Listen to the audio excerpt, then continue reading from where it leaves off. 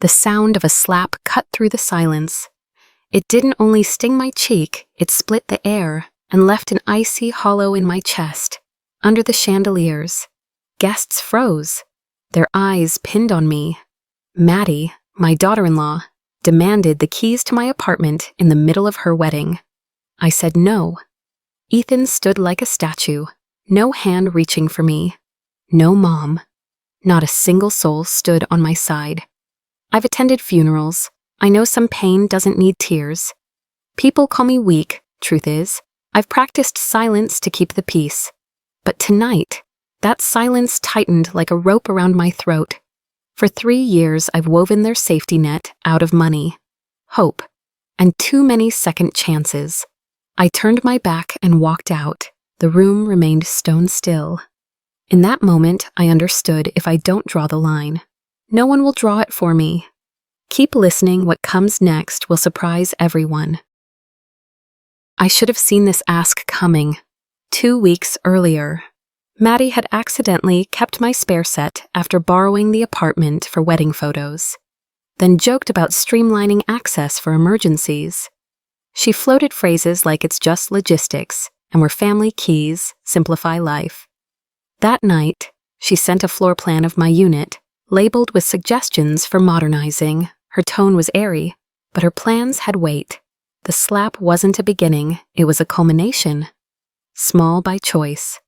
I'm Evelyn Eve Harper, 68. I keep my life small so my dignity can stay large. 3 days a week, I tie on a green apron at the flower shop, fingers smelling of roses and wet soil. I drive an old sedan that wheezes a little on cold mornings and gets me everywhere I need to go. At home, the kettle boils, and I pour into a chipped porcelain teapot I've kept far longer than fashion allows. I like the honest weight of ordinary things, a grocery list folded in my wallet, a mended cardigan, the soft creak of my balcony chair at dusk.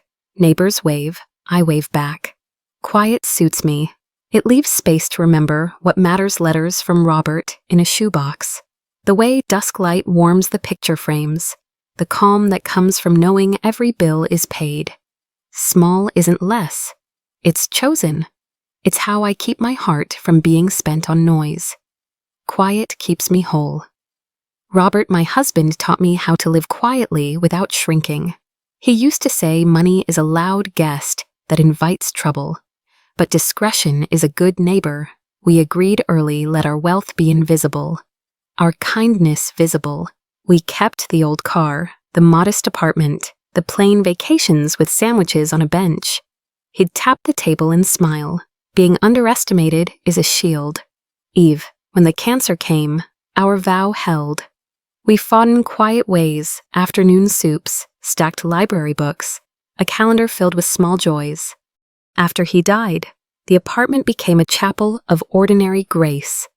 I ironed pillowcases, learned the names of herbs on the balcony, kept our accounts clean as winter light. When people asked why I still worked, I'd say it steadied me. Truthfully, it kept me close to Robert's ethic earn. Save. Help quietly. Noise is expensive. Peace, we learned, is purchased with restraint and guarded by boundaries. 2 years ago, Maddie visited for the first time. How cozy, she said, voice warm, eyes busy. I noticed where her gaze lingered not on the teapot or the photographs, but on the square footage, the balcony view, the elevator that opens directly to my floor. She touched the window frame as if appraising the caulk, asked about HOA fees like it was friendly conversation. I sliced fruit, set out napkins, let her words float while watching her look. Ethan laughed, oblivious, telling stories from work. I laughed too, though softer. Hospitality is easy, discernment is quieter. After they left, I washed the plates and wrote 2 lines in my notebook. Maddie praises comfort. Maddie measures space. I don't rush to judgment. Life teaches patience. But patterns announce themselves the way tide announces the shoreline, one quiet sweep at a time. I decided then to listen harder than I spoke, and to let silence take notes. The needles came small at first, threaded as concern. Those sweaters are so dated. Eve, that car, Isn't it unsafe? You shouldn't be working at your age. Relax. I learned to breathe between sentences, to refill the teapot when I needed a pause, to count the beats between just saying and what was really being said. I set out an extra plate of cookies, offered guests the good chair, and kept my answers short. There's a discipline to not defending yourself to people who've already decided who you are. I'd stand on the balcony and let the evening wind pull the sting from my skin. Dignity sometimes looks like doing the dishes twice, once to clean the plates, again to clean the heart. I told myself the small comments are about the weather, but inside, I folded a raincoat just in case the storm intended to stay. Ethan began to speak in Maddie's rhythm, like a song he'd heard so often he forgot it wasn't his. Mom, you deserve better clothes, Mom. That building has so many stairs, Mom. Wouldn't it be easier if you didn't work? The words were gentle, the echo wasn't. I looked at my son and saw two versions: Laird the boy, who ran to show me a spelling test, and the man now waiting for my answers to align with someone else's plans. Love can make you slow to notice a drift until the shoreline is a ribbon in the distance. I chose to answer with kindness and keep score with silence. At night, I opened Robert's letters and steadied myself on sentences that had held for decades.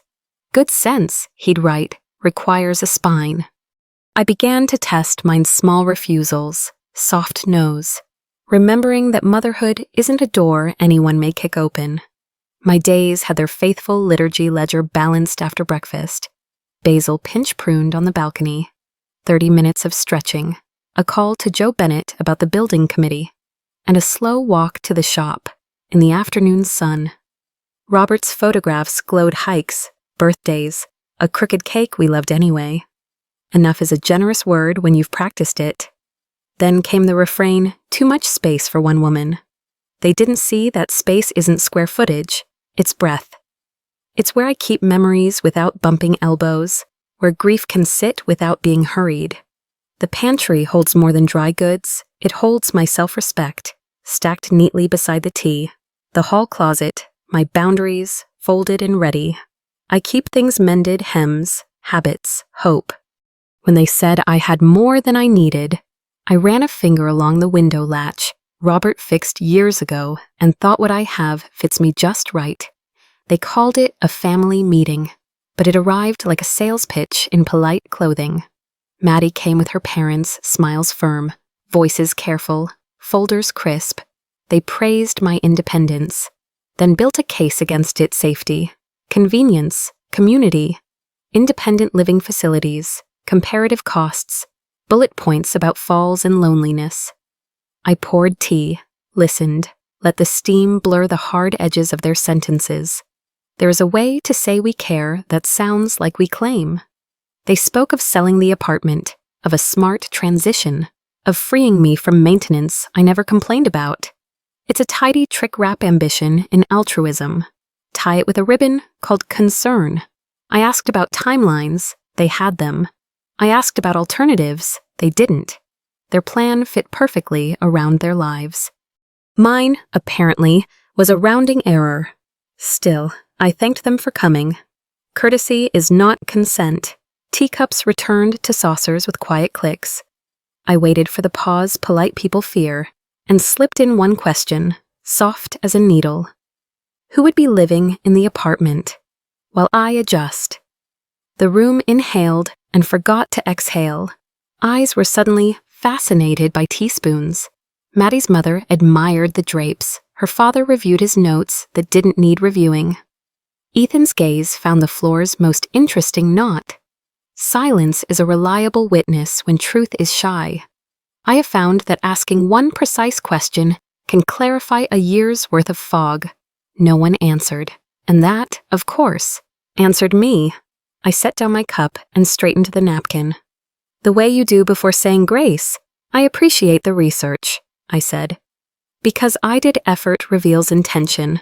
I'll consider what serves my well-being. Their smiles returned, stiff as new shoes. We scheduled nothing. After they left, I wrote a single line. Concern without respect is control wearing perfume. A week later, Joe Bennett knocked hat in hand, face tight. Eve, I hate to be the bearer, but a fellow with a clipboard was measuring your windows from the sidewalk when you were out. Left quick when he saw me, kindness sometimes arrives like a warning. We stood on the balcony, looking down at the sidewalk squares, two old friends counting the ways a boundary can be tested. Joe's voice was low. Folks forget you've got people. I smiled at that quiet women always do. After he left, I walked each room like a caretaker counts keys. I touched the frames, checked the locks, opened the ledger. I wrote dates, names, impressions, the paper kind, not the kind that vanishes in a cloud. Then I put the kettle on. Fear loves speed. Wisdom prefers boiling water and time. I knew then the line wasn't hypothetical anymore. Someone had laid a ruler across my life. I called Dan Carter, who has guarded my financial house for over a decade. Dan is a man who respects commas, dates, signatures, and women who refuse to disappear. I may need to unwind a net I tied myself. I said. He listened the way professionals should without hurry. With pencil in hand, we reviewed the guarantees I'd made to cushion Ethan transfers, deposits, promises that felt maternal when I made them, and juvenile now that they were expected. Dan didn't scold. He mapped. Here's what we can suspend. Here's what we can rescind. Here's what we can amend, he said.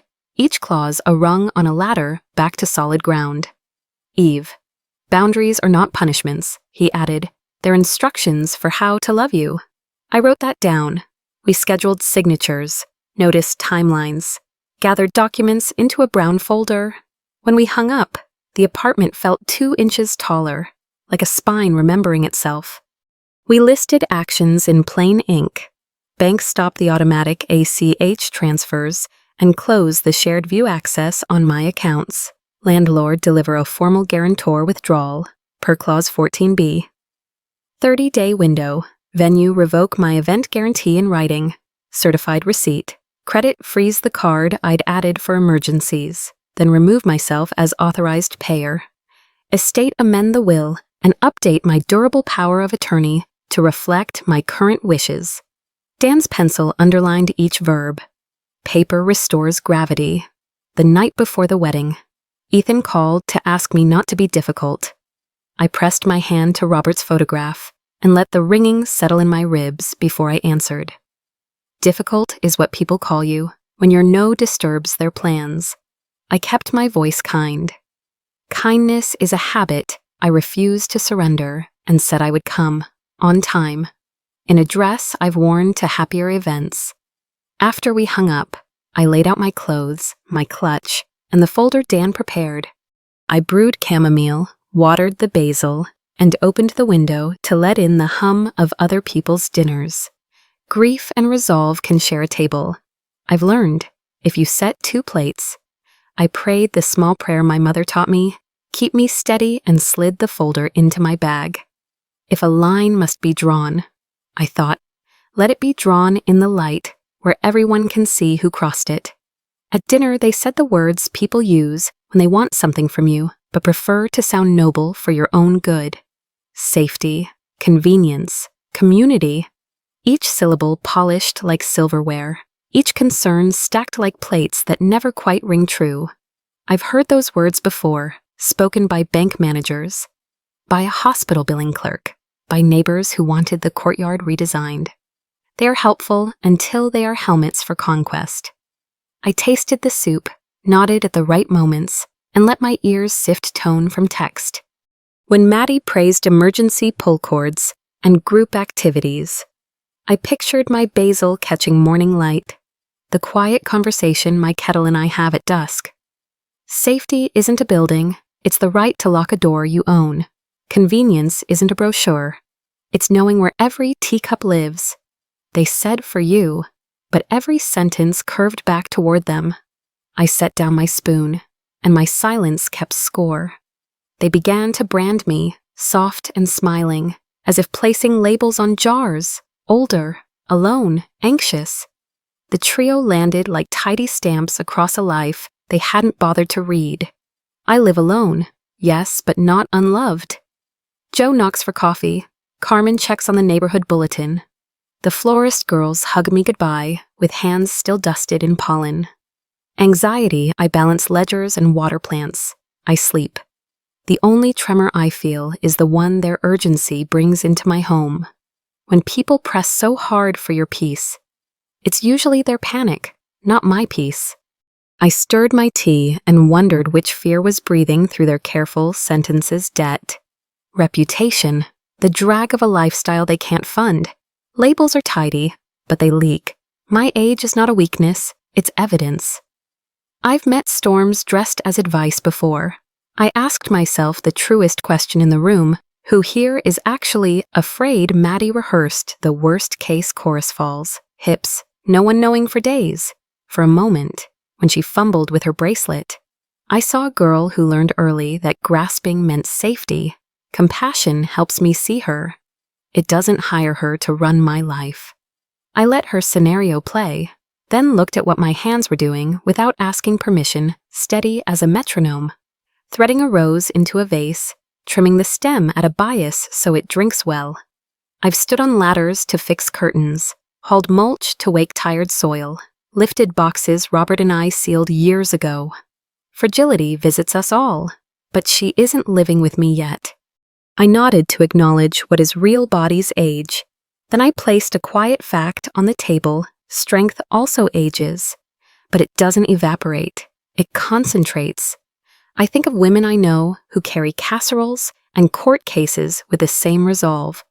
I appreciate the concern, I said, and meant it.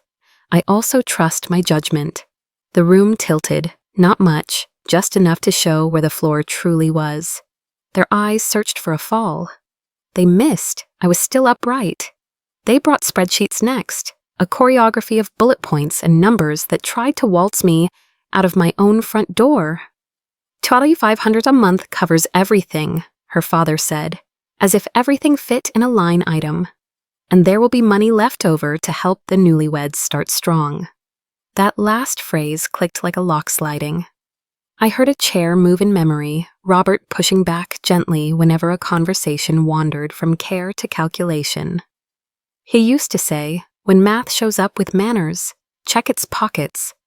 I ran a finger along the rim of my cup, the porcelain warm, a better accountant than any of us.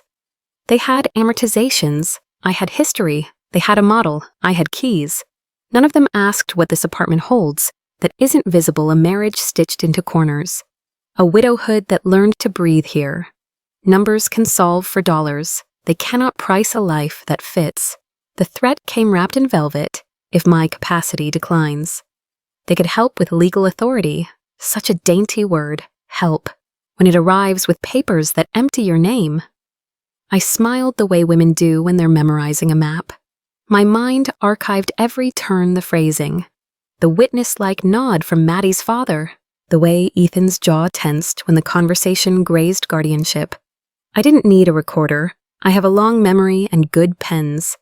I poured more tea to keep my hands calm while my boundaries buckled on their armor. If decline is the door they intend to use, they will find it locked from the inside.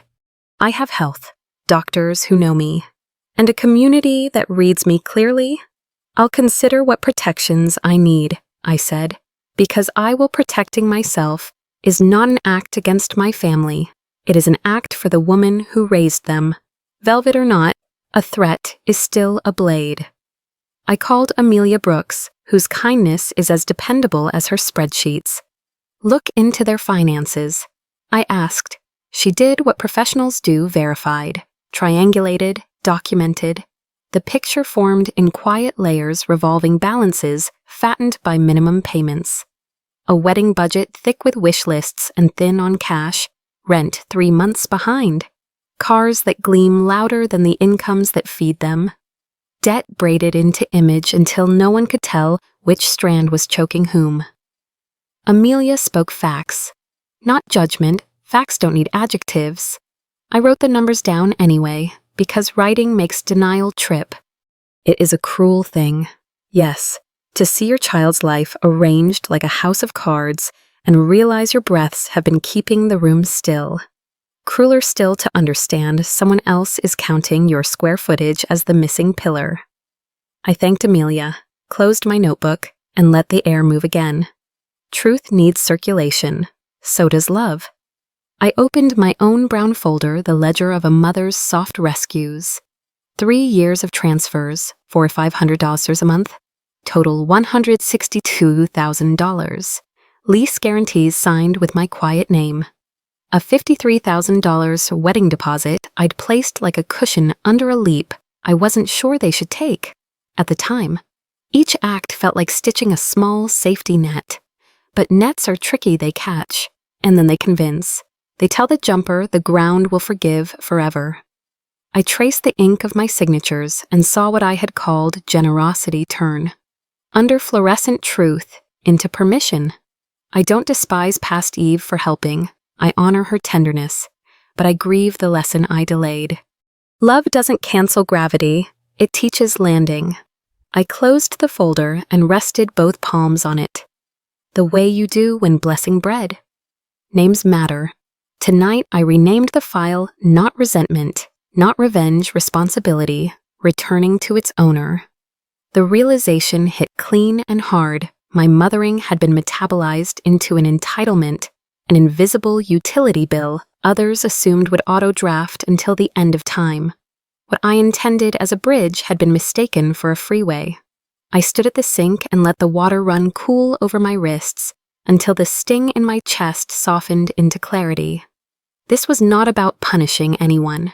It was about ending a bypass around consequence that I had paved with good intentions. Dignity is not a mood, it's a policy. Mine needed amendments. I could keep underwriting their fantasy and call it kindness, or I could stop and call it love, grown honest.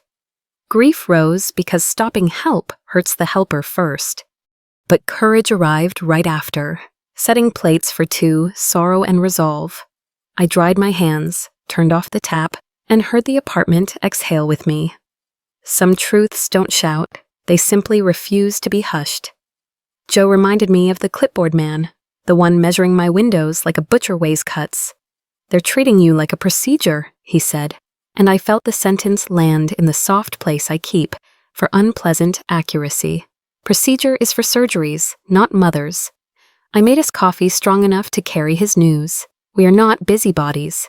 Joe and I, we are historians of the building's quiet who moved in, who moved out, who watered the lobby fern when Mrs. Pike went to Florida.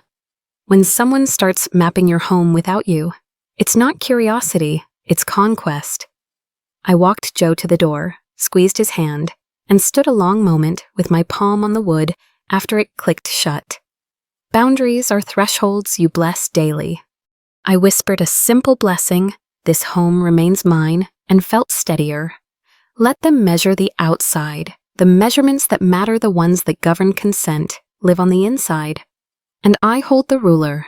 I stood in my small kitchen and let my eyes rest on the loyal things. The scar along the wooden counter where Robert set a hot pot the night we burned the stew and laughed anyway. The teapot's chipped lip that never once cut me. The cupboard door that sags and still closes with a patient click. Objects can be truer than promises. They don't posture. They don't forget. I ran a cloth along the shelf, and the act steadied me more than any speech could. People were making plans for my life in rooms where I wasn't invited. Here, in the square of sunlight on the floor, I invited myself back into authority.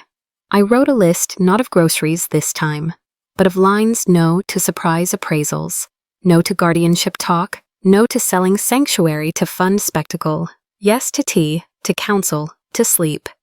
The kettle hummed. I answered it. Ordinary rituals, my first language of strength. They returned with a final solution, smiling as if the word final meant merciful. I set the table as my mother taught me, cups warmed. Napkins folded, a plate of lemon cookies to remind us we are human before we are negotiators. House rules, I said gently when the folders opened. In my house, their proposal was efficient timeline, broker, facility tour dates. Mine was simpler, not shouted, not barbed. A no with a heartbeat steady enough to stand on. I thanked them for the time they'd spent imagining my future. and then reclaimed it. "This home isn't on the market," I said. "My autonomy isn't either." Maddie's smile sharpened. Her parents' eyes narrowed into calculations. Ethan looked at me, really looked, for the first time in months, and saw I wasn't bargaining. Hospitality is not a weakness. Tea can accompany a boundary just fine. We sipped in a silence that finally told the truth. Their plan ends here. Ethan cleared his throat and called me selfish. I let the sting land, then set it down where it belonged. "No, son," I said, voice steady. "I am learning not to harm myself to help you." His mouth tightened, searching for the argument that had always worked before. I remembered a boy who once defended me on a playground, and I wondered when protecting me became inconvenient. Selfishness is hoarding at someone else's expense. Wisdom is finally ending a pattern that empties you. I poured him tea I knew he would not drink. "I love you," I added, "because love is not the casualty here, and I am done paying for your courage with my life." He looked stunned, as if I had switched off a light he did not know he was using. In truth, I had simply found the switch after they left. I dialed Dan. My voice surprised me with its calm. We moved through the list like surgeons prepared for a long case suspend monthly transfers. Notify the landlord that I am no longer guarantor. Instruct the bank regarding the wedding deposit. Draft the amendment to my will. Each item reclaimed a square of ground that I had ceded one apology at a time. Dan read back the details. Exact as a metronome, I initialed the action plan, feeling something inside me resettle into place. Fear had been a tenant. I served notice. "You may feel wobbly later," Dan warned, kindly.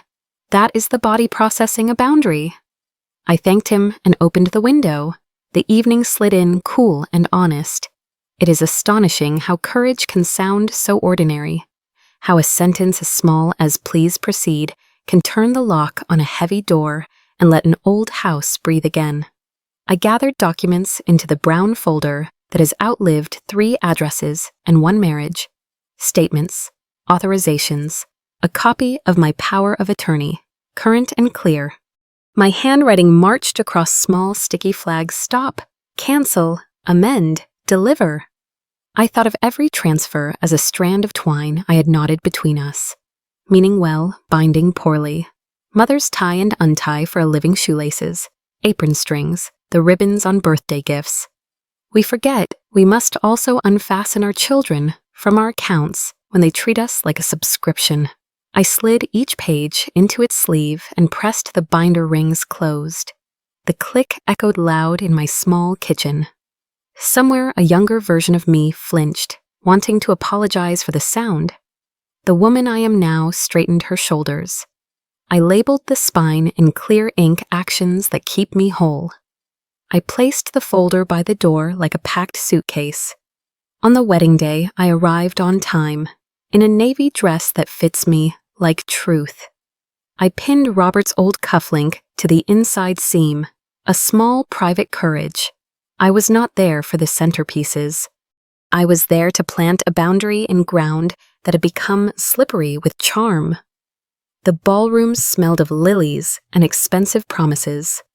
I nodded at distant cousins, thanked the usher, and took a seat where no one would mistake my quiet for consent.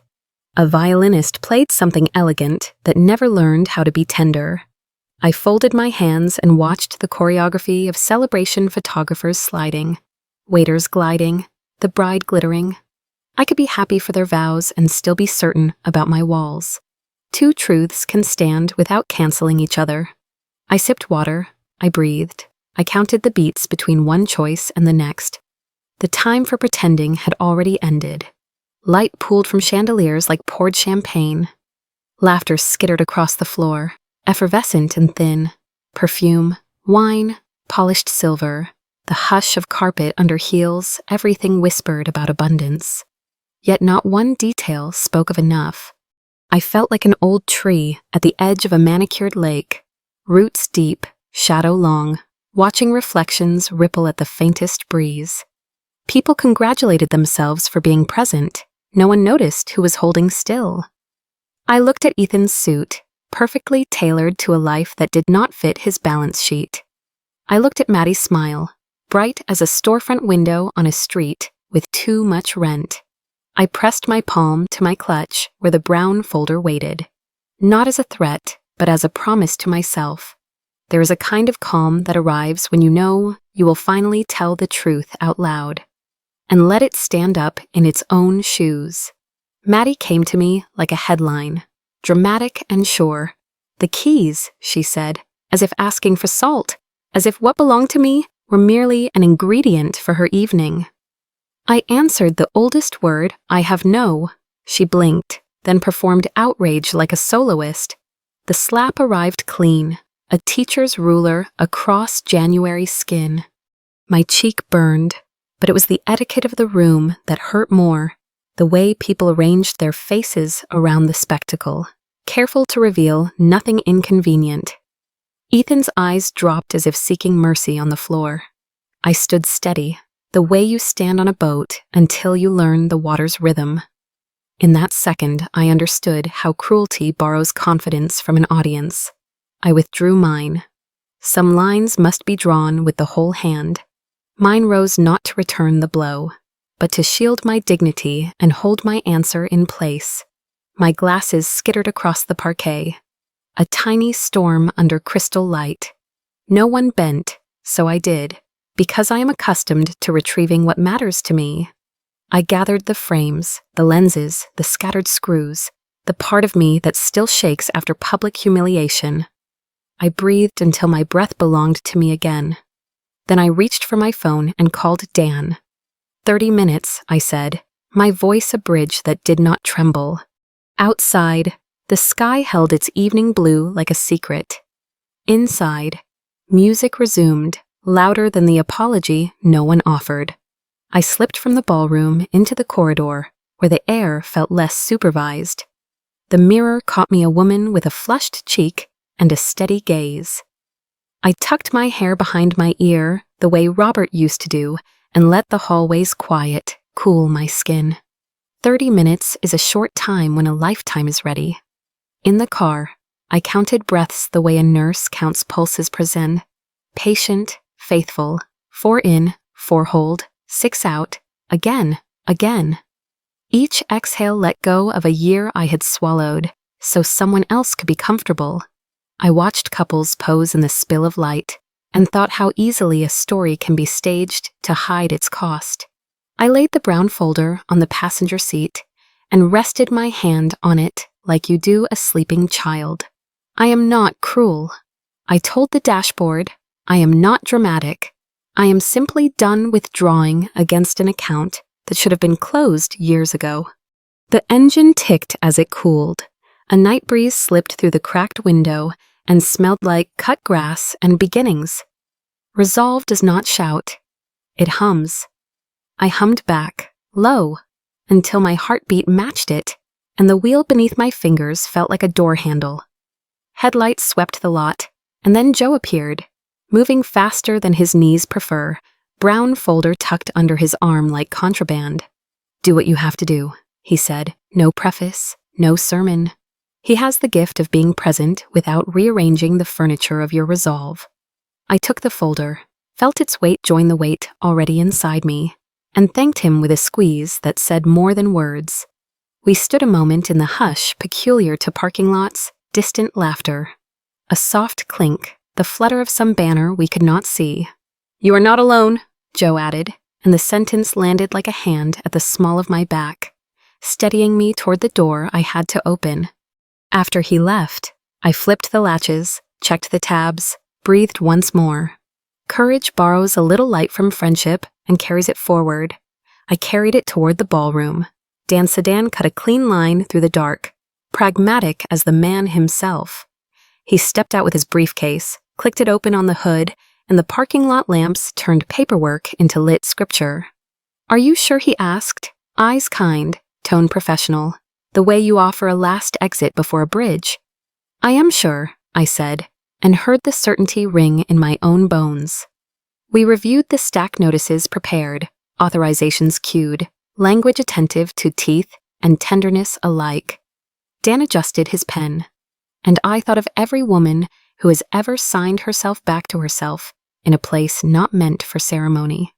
He reminded me of the timeline, the likely reactions, the way institutions accept clarity quicker than families do.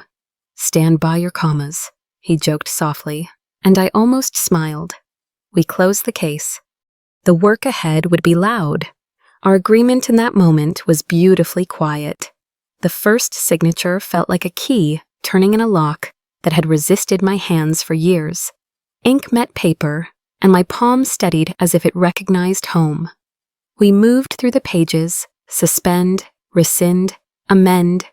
With each stroke, I stopped exerting the cost of adulthood onto my future. People think the hardest part of mothering is letting go of the child. Sometimes it is letting go of the habit of rescue. I laid the pen down and felt the old reflex reach for me, the urge to soften, to delay, to barter with my own well-being. I watched it pass like weather. I am not closing doors.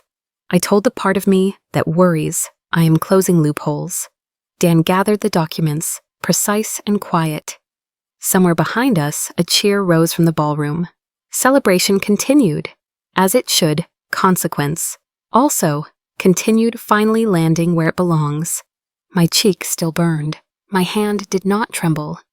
The music fell away the instant Dan and I stepped past the doors. Like someone had pulled the plug on a glittering aquarium. Glassware stilled mid-clink. A violinist froze with the bow hovering. A swallow of sound caught in his throat. I saw Ethan first, eyes wide, smile stalled, the calculation on his face searching for which tone would work on me now. Maddie's gaze sharpened quick, a fox scenting fire, jaw set as if she could will the room to obey. I felt none of the dizziness I'd feared, only a clean alignment, as if my spine had remembered its job. Dan's briefcase clicked like a metronome. We did not rush. Boundaries, once spoken, do not need speed to be believed. I took in the chandeliers, the flowers I'd unknowingly paid for, the aisle slick with someone else's confidence. "Stand with me," I told my breath, and it did. The hush gathered, expectant. Truth prefers a quiet stage. I didn't hide in an apology or a cardigan. I stepped forward, tucked a flyaway hair behind my ear, and used the voice I save for doctors and bankers. "I'm Evelyn Eve Harper. Names are doors. You choose whether you stand in the threshold." I stood in mine. I didn't list my age or my ailments or the labels others had pinned on me. I didn't preface with "sorry to interrupt," because I wasn't sorry. This wasn't an interruption. It was a correction. I looked at Ethan long enough for him to recognize the woman who taught him to look people in the eye. I looked at Maddie only as long as respect requires. Dan lifted the folder without fanfare. I let the room see that calm is contagious. And I had brought enough for myself, somewhere in the back. A guest coughed. Someone's bracelet chimed against a glass. The chandeliers hummed. I let my own name settle like a keystone. Dan began with the first stone in the wall I was rebuilding. "Effective immediately," he read, voice clear as water. "Mrs. Harper withdraws her guarantee on Mr.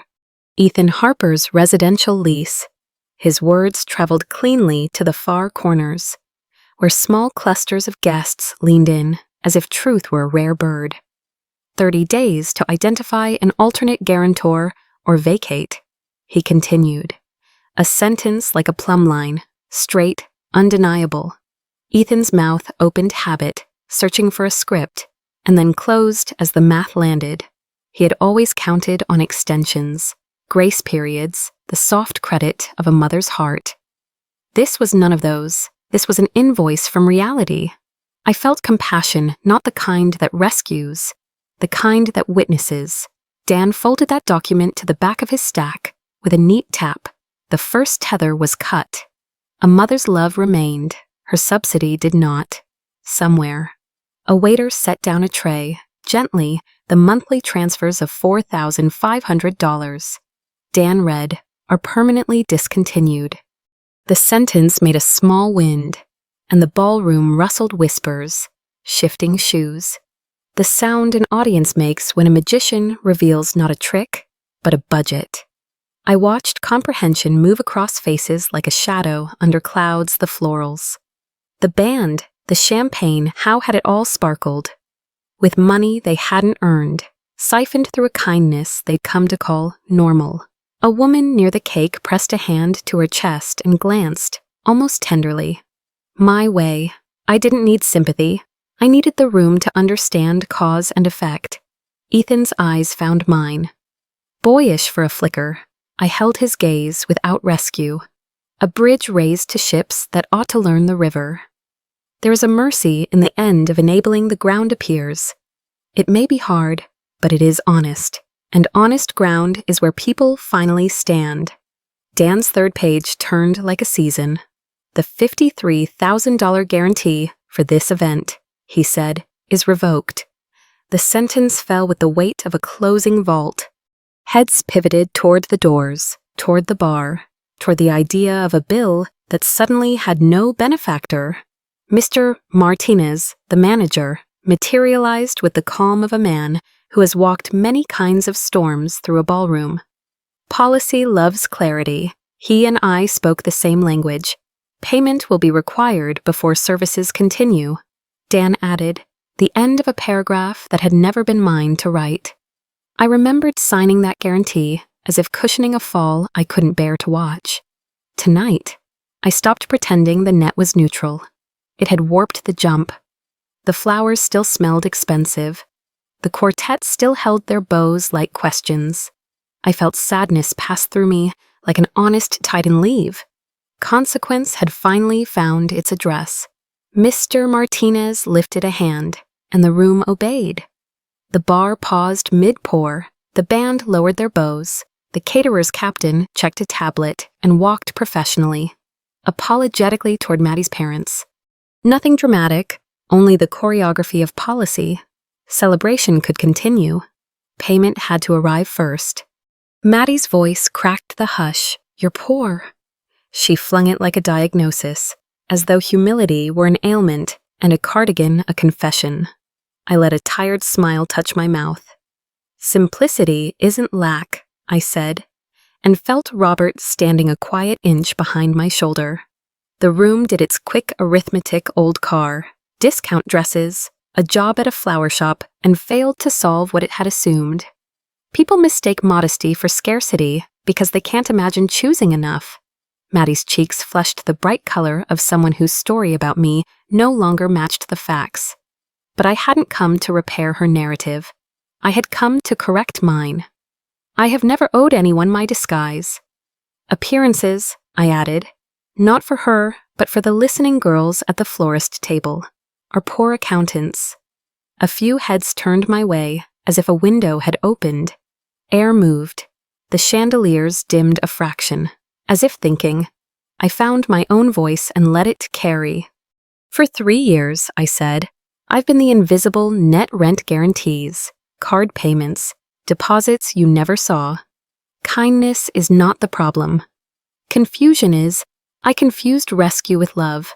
I wasn't shaming, I was cataloging my part. Owning your part is not surrender, it's surgery. A net that never retracts.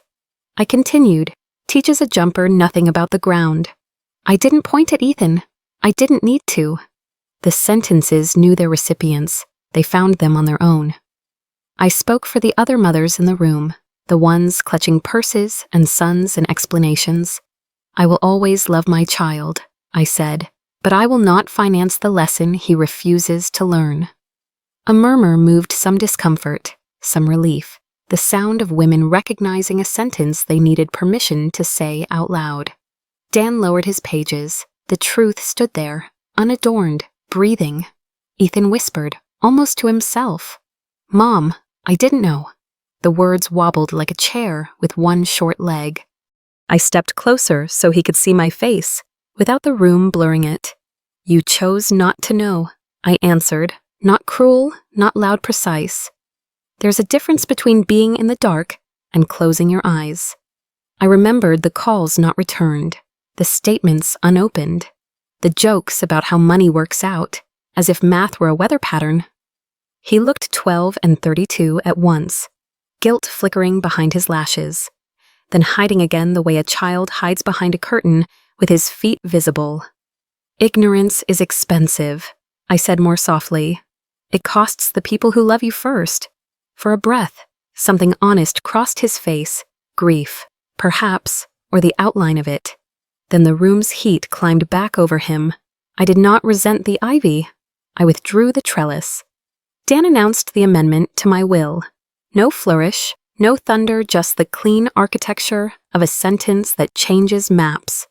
Ethan's share is redirected to organizations protecting seniors from familial exploitation. The stillness that followed had a different texture, less gossip, more gravity. I thought of the women who wrote me letters after my interview, the men who whispered confessions in parking lots about signatures they regretted. I thought of the word legacy and how we pretend it's about furniture and forget it's about courage. Maddie's mouth opened, then closed, words evaporating on the heat of consequence. I didn't look at her. I looked at the ceiling, at the points of light, at the impossible geometry that keeps a chandelier from falling. Somewhere, a truth like that exists for families too weight distributed. Lines holding. Mine had failed. Tonight I was rewiring. Dan slipped the document back into the folder, and the room exhaled as one organism. Mr. Martinez approached with professional gravity, clipboard in hand, voice pitched to travel. "Ladies and gentlemen, we'll need assurance of payment to proceed." He didn't flinch, didn't posture, he did his job. People stared at their shoes as if money might appear like a helpful coin. The band lowered their instruments. A few guests made for the exits, embarrassed to be present at arithmetic. I admired Mr. Martinez in that moment more than anyone there. Clarity is a kindness when confusion has been expensive. He nodded at me once, a simple acknowledgement between adults who understand terms. Ethan began patting his pockets the way a man looks for a life raft in a glove compartment. Maddie's parents whispered at her shoulder. The murmur of planners discovering the alphabet has fewer letters than advertised. I did not gloat. Victory was not my aim. Safety was thank you. I told Mr. Martinez, quietly. Boundaries respect boundaries. Professionals recognize each other. Maddie folded into a chair like a dress collapsing off its hanger. The tears sudden, loud, and beneath the volume, real. I walked toward her, not to console, not to condemn, simply to refuse the lie that I had become a villain in my own story. "This is not revenge," I said, my voice the temperature of a truth held long enough to cool. "This is consequence arriving after a long detour." Her mascara trembled into small constellations. For a second I saw her younger, perhaps the girl who learned early that grasping equals safety. I can have compassion for origins and still decline their demands. Dignity isn't a weapon. I added, "It's a fence." She stared at me as if the word fence were a language she hadn't needed to learn. Someone offered a tissue. She took it. I stepped back. Pity often wants to become negotiation. I kept mine on a short leash. The lesson needed daylight. Ethan asked for a way to fix it. The way men in tight corners ask for windows. "There is a way," I said. "Stand on your own floor. Pay what you owe. Tell the truth without music. Work, save, and stop borrowing against other people's boundaries." I wasn't auditioning as his advisor. I was returning him to an instruction manual older than both of us. "Not my money, not my home, not my will," I said. Each phrase a post hammered into earth. He nodded as if nods could substitute for labor. I remembered him at 16, shoulders slumped over algebra, wanting the answer without the steps. "You can't skip to solved," I told him gently. "You must show your work." The band had gone quiet. Even the isinglasses seemed to pause. Consequence is not cruelty. It is the teacher that arrives when charm quits. He swallowed. I let the quiet grade the assignment. A ripple of talk rose sympathy, outrage, gossip's soft machinery. Then Lucy Reed broke from the crowd, eyes bright with the kind of sorrow that isn't performative. "Aunt Eve," she said, breathless. I didn't know. I believed her. Not all silence is complicity. Some is just distance. I opened my arms, and she landed like someone who had been holding her breath too long. "You're here now," I whispered, the only accounting that mattered in that moment. Over her shoulder, I saw women watching, measuring whether family can hold both truth and tenderness without tearing. "We do hard things with soft hands," I said for Lucy to hear and the room to borrow. She nodded against my collar, then squared herself, small but sturdy. Sometimes loyalty looks like standing close to the person being painted monstrous. I felt steadier with her beside me, not because she was a shield, but because she was a witness who loved the light. I turned with Dan and walked toward the doors we had entered 30 minutes earlier, my heels sounding honest against the parquet. Behind us, 130 people stood in a tableau they would recount as legends, some with critique, some with awe, most with the private recalculations that visit a person when the bill arrives. I did not look back for permission. Boundaries face forward. The evening air met us like water meets oars cool. Resistant, purposeful, Dan exhaled. I answered with my own. "You did what was necessary," he said. "Necessary is not always glamorous. It is often simply correct." We reached the curb. A car door thumped shut somewhere. A small punctuation. I put my hand on the brown folder, warm now from my carrying. "Let them call it harsh," I murmured. "I will call it honest." Inside, the band might start again. Outside, my peace already had. I stepped into it, not triumphant, just finally unafraid. 3 days later, the phone behaved like a weather siren, pleading, scolding, blaming, then circling back to pleading. I let it ring until the music ended and made tea the way I always do, kettle first. Cup warmed, honey last, voicemails stacked like junk mail you read, only to know what not to answer. Maddie's voice pivoted from rage to reason in under a minute.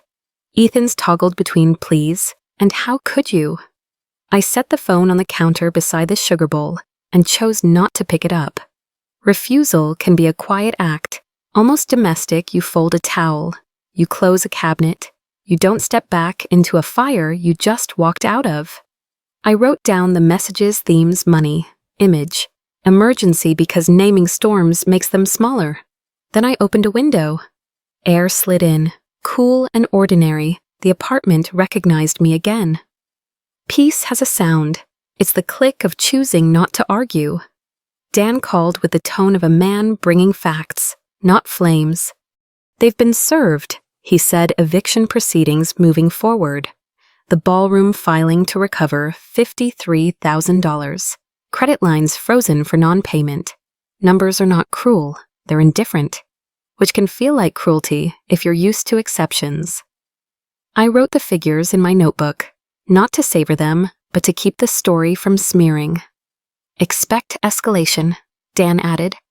Escalation arrived promptly as a text from Maddie's mother about public embarrassment and a voicemail from Ethan asking if I could at least pause the legal avalanche. I poured more tea. Avalanches aren't paused. They stop when the slope changes. "Thank you." "Dan," I said, "proceed." After we hung up, I watered the basil and paid the utilities' small acts. True norths. Consequence marched on elsewhere. Loud boots on tile. Here. I practiced the discipline of normal dishes. Mail, breath in, breath out. News of a Plan B reached me through a neighbor's cousin and then through the formal root letters in tidy envelopes. Affidavits leaning hard on words like irrational, volatile, incompetent. They were gathering statements from guests who preferred the edited version of events, the one where my dignity sounded like disturbance. I set the stack beside my brown folder and opened mine. Evidence doesn't shout, it lays itself down. Photographs of my bruised cheek, time-stamped, notes I'd kept for months, dates, calls, phrases remembered verbatim, copies of transfers and guarantees, annotated in my own hand. names of witnesses who don't require rehearsal. I added medical reports from Dr. Hernandez's blood work, cognition screens, facts like rails for the train truth rides. I do not enjoy this work, but I respect it.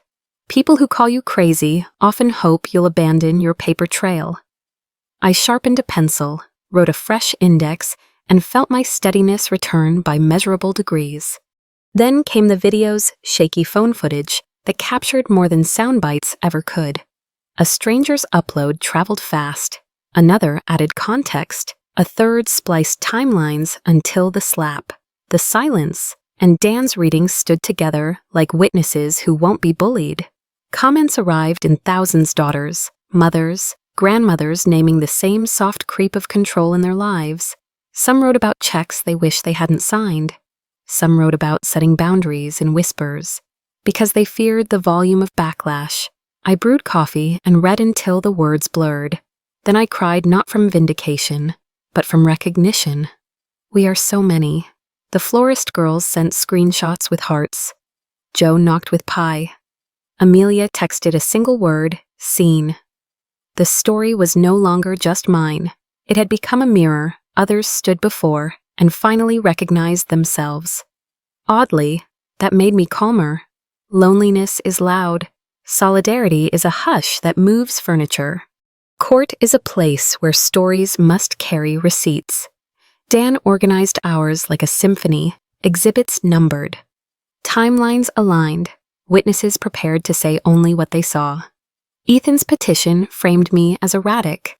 The facts framed him as hopeful for a shortcut that never existed. The judge listened, patient as stone. When Dan presented the pattern financial support, documented pressure, the slap, the sudden accusation of incompetence, something in the room clicked into place. The way a picture on a wall finally hangs level. The petition collapsed under its own weight. Sanctions followed $45,000 in attorney's fees.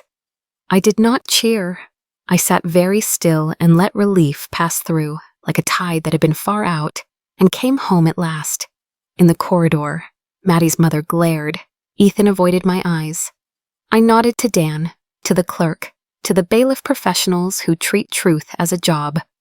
Then I went home and slept. The filings were simple, not spiteful exhibits of transfers. The venue guarantee, the lease addendum, photos and time-stamped messages, my medical clearance. Dan framed the pattern, not the people escalating pressure, public strike, sudden petition to question my capacity. The judge asked for facts, we had them. Guardianship, she said, is not a shortcut for discomfort. Sleep found me like rain after a long drought, soft, steady, almost unbelievable. I woke before my alarm, unstartled. At my checkup, Dr. Hernandez glanced at the numbers and smiled the way doctors do when the data lines up with what they hoped for. Blood pressure down, rest improved. Labs that look like mine did 10 years ago. Your body believes you again, he said, and I felt that sentence land where it needed to. We talked about stress as a thief that hides in polite corners, family dinners, holidays, the reflex to say yes. I left with a printout and a lightness in my calves on the stairs. At home, I retired the bottle of antacids to the back of a cabinet and dusted the frame around Robert's photo. Healing is not dramatic, it's cumulative. It happens in breakfasts finished warm, in shoulders that no longer brace at the sound of a text, in quiet that stays. 6 months later, I sat under studio lights that felt like summer noon and told my story into a lens. Catherine Diaz asked questions with the kind of respect that keeps answers honest. We didn't dramatize, we diagrammed the slow vocabulary of financial grooming, the way concern can be a glove worn over a grabbing hand, the difference between helping and erasing yourself. Dan joined to translate legal guardrails into plain language. I spoke in kitchens and porches and waiting rooms, the places women actually live. During breaks, producers read messages from viewers who recognized their own houses in my sentences. I kept thinking of the florist girls, of Lucy. Of all the aunts and moms who might hear a permission slip in my voice, you can love and still say no. When the red light went dark, the audience clapped like rain on a roof comfort, not spectacle. I walked out steadier than I walked in, before we wrapped. Catherine asked if I had anything to say to Ethan on the off chance he was watching. I looked into the camera and chose the words I'd once said to me if I were drowning in my own decisions. My heart's door is open, I said, but only to a knock that sounds like responsibility, not penance, not performance work. Pay what you owe, tell the truth, especially to yourself. Come as the man you were raised to be, not the boy who learned to borrow. The studio was so quiet, I could hear someone set a pen down 2 rows back. I wasn't sending for him, I was setting the address should he ever decide to write his way home. Afterward, Catherine squeezed my hand. Outside, the air felt ordinary and kind. I went home, watered the basil, and watched the evening gather on the balcony like a promise kept. 2 years later, the Evelyn Harper Foundation has outgrown the folding table where Carmen Price and I first sorted mail. We've helped more than 400 seniors reclaim leases, pensions, and the quiet right to decide. Joe serves as vice president, arriving early with coffee and the building gossip that always ends in kindness. Lucy directs education curriculum in plain words, workshops in church basements and library rooms where women bring notebooks and courage. Dan minds the finances like a lighthouse. All beacons and ledgers, no drama. We keep a case log with victories written in present tense returned deed, revoked guardianship, apology delivered, boundary honored. Our phones ring less with panic now and more with referrals. We train volunteers to say the sentence that saved me. Hospitality is not consent. On the office wall hangs a map with pins where new partners bloom. When I lock up at dusk, the hallway smells like paper, ink and relief soft. Earned relief. 2 cases stay with me. Miss R. 72. Signed a quitclaim under temporary pressure from a nephew. We unwound it and restored her deed in 6 weeks. Mirko widower. Kept paying his adult son's car note. Our coach sat with him through 2 phone calls and 1 boundary letter 3 months later. The note was current without his card. We don't rescue. We return people to their keys. In the community garden, I trade ledgers for soil. My hands remember the language before arguments, the grammar of digging. Watering, waiting. I teach neighbors to pinch mint so it grows thick. To stake tomatoes with old pantyhose that won't cut the stems. To brew tea from lemon balm when the day has too many edges. We set Cuban oregano beside marigolds to keep the pests guessing. On Saturdays, widowers show up with shy questions and leave with seedlings and stories. Children label beds in crooked handwriting. I keep the misspellings. We plant fall chrysanthemums for color and courage. Dirt perfumes my palms, not fear. After years of bracing, my shoulders drop the extra inch they'd been holding. I listen to bees, to gossip, to the quiet between them, healing. I tell my students, is horticulture you remove what steals, you feed what stays, and you stop apologizing for the fence. Everything grows toward light when you stop moving the pot. That evening, I set the table on the balcony linen I ironed myself. The good plates Robert and I bought second-hand. The chipped teapot filling the air with bergamot. Sunset leaned against his photograph, turning his smile to warm glass. I cooked simple roast chicken, green beans with lemon, bread I sliced too thick on purpose. I poured water into 2 glasses, out of habit and hope, and laid an extra place the way you leave a porch light on. It isn't for Ethan specifically. It's for the future version of anyone I love who chooses to arrive responsibly. The city hummed below, kind. I ate slowly, tasting salt and thyme and the luxury of quiet between bites. I wrote a note to myself, you kept your home, and it kept you. When the plates were empty, I sat a while longer, hands wrapped around the teapot's warmth, and whispered to the night there is always room for return done right. I used to believe love meant covering every bruise life might leave on the people I loved. I know now love has borders, and borders are a form of care. Dignity isn't loud, it's a policy you keep when no one's clapping. The day I drew my line, I did not stop loving my son. I stopped spending myself to purchase his comfort. Since then, peace has learned my address, sleep returned. So did joy in small, ordinary measures, a balanced ledger, mint under my nails, a table set for whoever arrives the right way.